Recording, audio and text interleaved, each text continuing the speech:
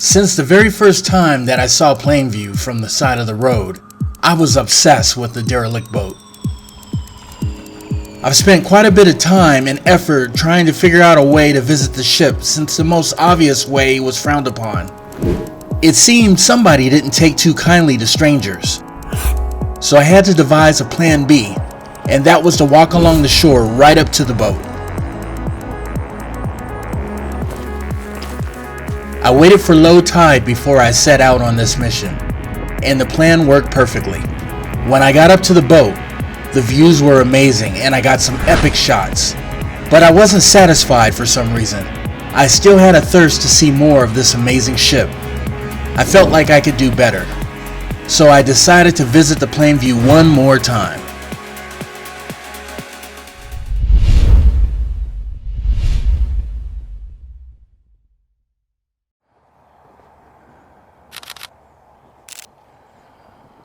It was a cloudy day when I returned to Plainview. At the moment, it was early and the river had not yet come to life. In a few hours, this expansive river would endure heavy traffic from massive cargo ships. But as for now, the Columbia River slept. The last time I visited Plainview, I took a route along the shoreline which worked perfectly. It afforded me some epic views, but there were some drawbacks. The trail was only accessible during low tide and the trek was quite muddy. Access to the ship was limited and the only viewpoint from the shoreline was the rear. But for this day, things would be different. My route to Plainview was via the Columbia River. To go by sea, I needed one very important thing. My trusty kayak. No adventure is complete without one. I've taken this thing everywhere. Rivers, bays, oceans. Whenever there's an adventure to be had, I make sure I click that like button for more adventures on the high seas. The best part about my kayak is the fact that it took no time at all to set up.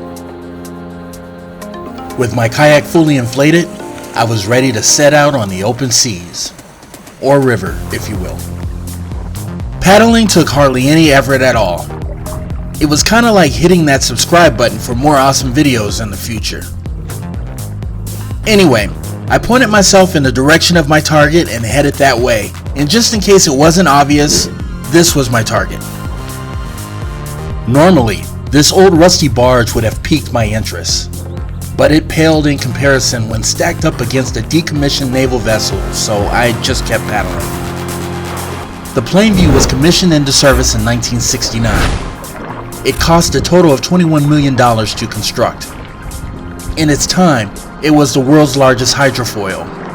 It was named after the cities in Texas and New York. Capable of speeds in excess of 40 knots, it was powered by 2 diesel as well as 2 turbofans. The turbofans were used during the hydrofoil portion of the operation.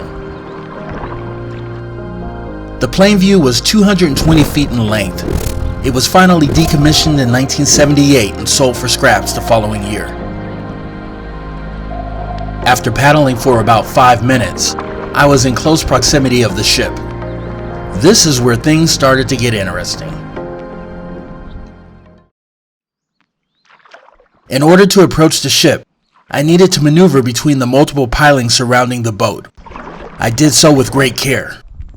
I was concerned that a partially submerged piling might deflate my little rubber boat if I were to rub up against a sharp edge or protruding nail, and that was something that I did not want. Having successfully navigated through the pilings, I headed for the bow, at least what was left of it.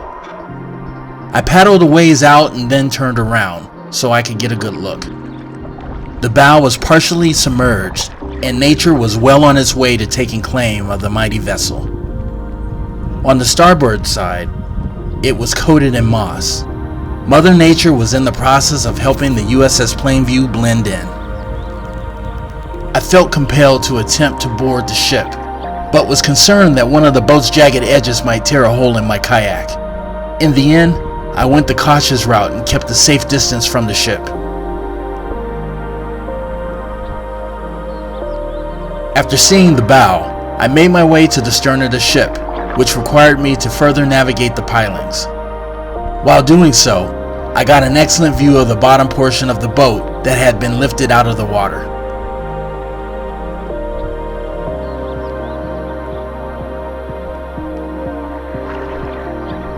As I neared the stern, I approached cautiously. There were a few downed trees in the area, along with their very pointy branches that I wanted to avoid. There was hardly any current at this part of the river, so I just drifted in.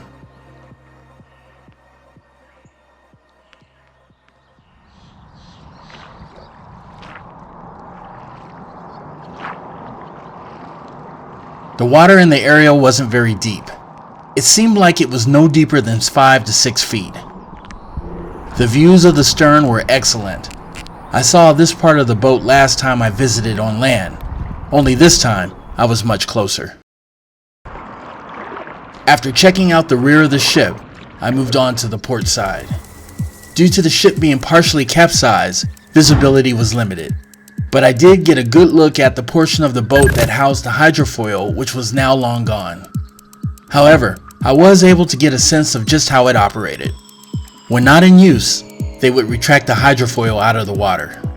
It seemed they accomplished this feat through the use of some sort of hydraulic piston. However, I'm not super mechanically savvy, so if you are, educate me on how this worked by writing in the comments below. Appreciate you. Moving on, I made my way to the starboard side, which was just about completely submerged underwater.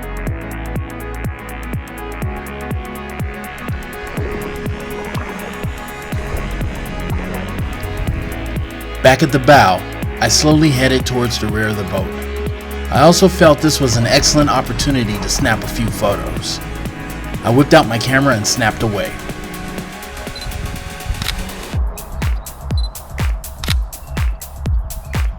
Unlike it was when I was close to shore, this area had a much stronger current.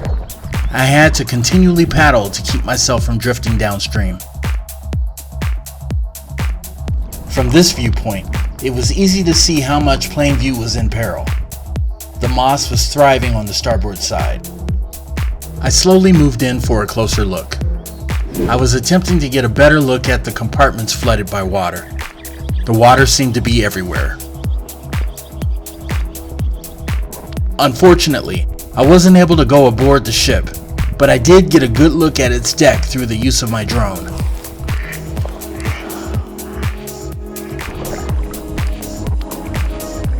Feeling thoroughly satisfied, I headed back to shore. While paddling back, I got a good look at some of the jagged edges on Plainview. This once beautiful ship was now in a sad state. If ever I decide to pay Plainview another visit, I will make it a point to climb on board. It would be really cool and probably really dangerous to explore some of its compartments, but I can't let a little danger stop me. If you would like to see another video of me exploring its compartments, please leave a comment below. Oh, and before you go, don't forget to hit that subscribe button for more awesome videos.